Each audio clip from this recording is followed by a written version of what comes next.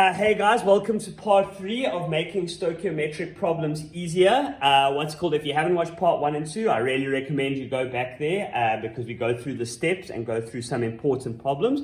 I'm going to start today's videos as I started the other two, is that when we're doing stoichiometric problems, it is easiest to first convert to moles before performing the calculations. And today what we're going to be working is we're going to be working with volumes of gas.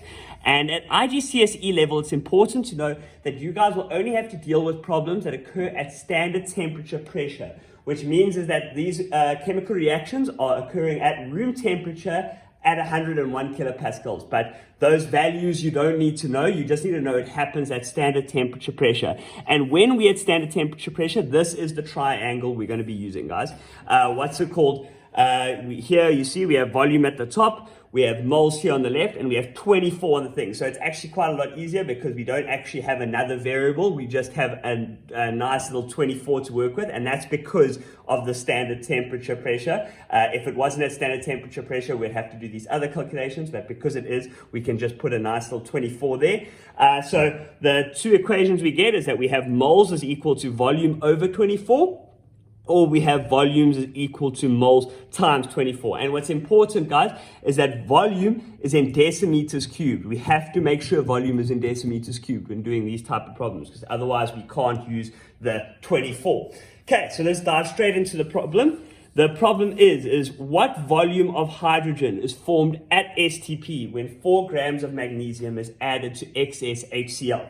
So step 1 is that we need to make sure everything's in standard units. So here the only thing that we are given is 4 grams of magnesium, and grams is already the standard unit. So we just write down mass of magnesium is equal to 4 grams. Okay, don't need to do anything to it because it's already in standard units. Step 2, we need to write a balanced chemical equation. So we know the two reactants is going to be magnesium and HCl, and we know that at least hydrogen gas is going to be formed because it asks us what volume of hydrogen is formed at STP.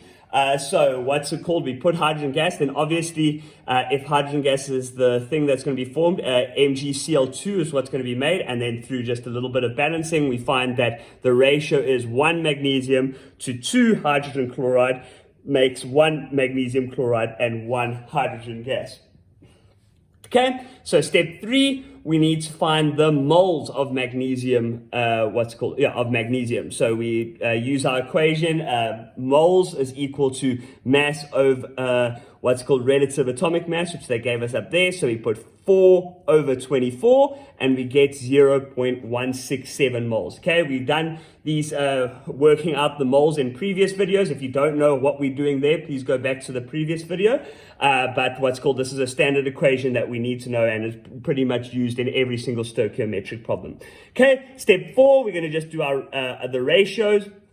So we have magnesium and hydrogen gas, because magnesium is the thing that we have, and we need to find hydrogen gas. So the ratio is 1 to 1, which we get from our balanced equation.